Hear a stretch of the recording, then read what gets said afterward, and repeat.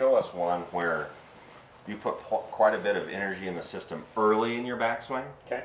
And then super chill it out into honey hole, and then you can shoot it back out. All in one motion, right? But manage your energies. Beautiful. Like right there, that's an even better strike than the first one. Yeah.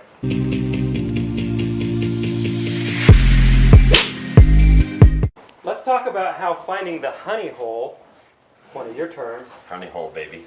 can make you into a great player. Okay, guys, so again, on your Instagram, I don't remember if this was on yours or Luke Bracky's, one of you, but I heard the term honey hole. And I saw what was demonstrated, and for me, it equates to some different language, but let's walk through what the honey hole is in the golf swing. Beautiful. So a honey hole is, traditionally speaking, is like P5 or delivery is what honey hole is, but we call it honey hole because we use it with a lot of our juniors. So it's something that they can remember, So right? If we go, hey, show me P5, they don't really register it, right? So, and I don't use the P system much, once in a while, just because people like that language, but I say from here we're kind of sitting to square. Yep.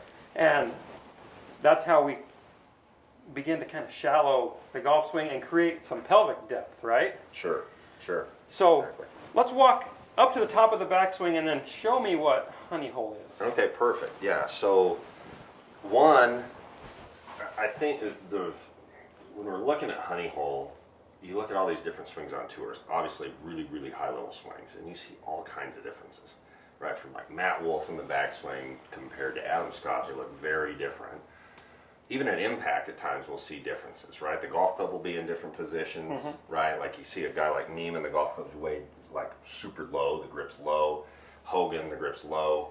You got guys like Jimmy Walker, the grip's a little bit higher, stands up. So we can't necessarily say that impact, where the golf club is the same way. We like need to get the golf club back to the same spot in space. Impact changes slightly because everybody grips the golf club slightly different, and so the matchups required to get the face and the path aligned where they want it to go might be slightly different, right? And I love what you said there. Matchups is everything in this game. However, when you're really studying like all these really elite level players, you'll see the golf club in an extremely similar position in one spot in the golf swing, and that's what we call honey hole. Like the club itself, just the geometry of it, where it's at, where the face is pointing, the shaft, the grip is in the same position with almost every really high level player right here in honey hole. So again, getting back on topic here, Milo, where I'm swinging up to the top, what to do from here, I think was the question. Yeah, so in my vision, there really is no such thing as the top of a golf swing. The golf swing is a swing, but we're going to use that arbitrary spot as kind of the top. So we arrive up here where the club begins to change directions and our body begins to change directions. What do we want to see happen? So number one, if we're looking at like hip depth, which is like a super like common term now, we're always looking at trail hip.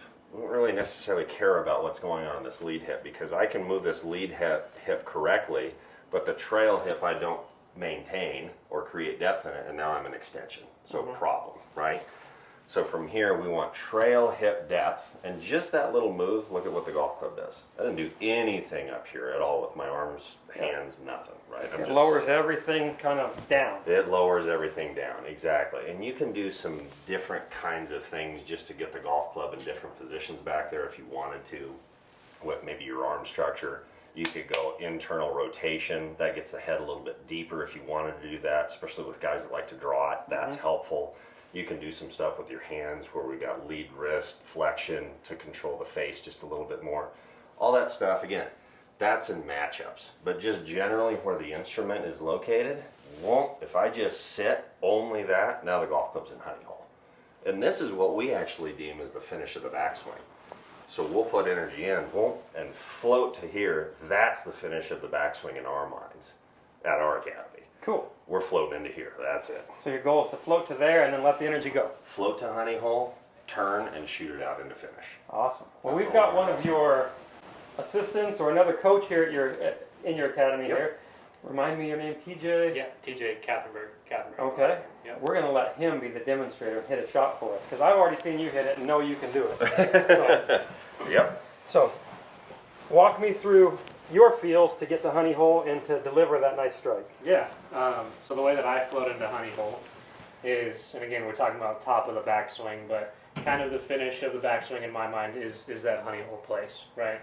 So floating into honey hole is at what traditionally would be called the top of the backswing. The first thing I do is I sit, create some flexion in that right hip socket, right? So here is kind of the sitting motion. And if I do that properly, that golf club, as Riley was saying, was kind of just floats into that spot. There's not a lot that I try to do with my arms, my hands, any of that really. So that's the real key. We're not pulling it down on the golf club to try to make the thing go fast out of the top. We're floating into that position, and our arms are kind of just weightless. That's a great point, because we don't want to like shoot energy out of the system too early, because then the whole thing gets just kind of thrown out of whack, right? I don't have as much speed actually at golf ball where I need it.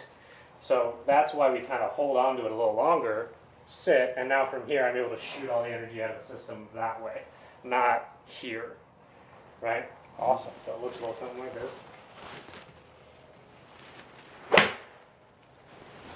Good. So if you do that again, Teach, if you can, I think this is a good training for this. Show me, or show us one where you put quite a bit of energy in the system early in your backswing. Okay. And then super chill it out into honey hole, and then you can shoot it back out. All in one motion, right? But manage your energies.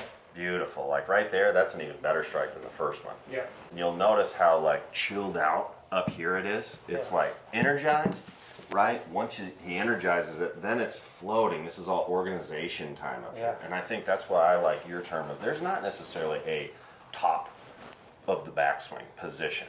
Because if you do that, if that's your mindset, you're going to carry energy up here for too long, most likely, right? Energize, boom, it all floats in the honey hole, and then you can energize again to shoot all the energy out like TJ was talking about. Right. I like to think of it as a swing set. So Yes. when I'm on a swinging, when the swing set arrives up here, it doesn't just immediately change directions. It kind of comes up, floats, and then gravity takes over and boom, it accelerates down. That's exactly right. Yep, shoots energy back out. So all that is like you're just storing energy up here. It almost like feels like you're getting rid of it. Like it's like chill. A little bit of rotation on the other side. Away we go. Awesome. Awesome. So I hope you guys have all liked this video. These guys are awesome coaches. If you do like it, come on over to milolinesgolf.com where we can teach you how to apply these principles, and visit these guys on their Instagram, Elite Golf Schools. Come visit them for a golf lesson. They're awesome coaches. Beautiful. Thanks, Milo.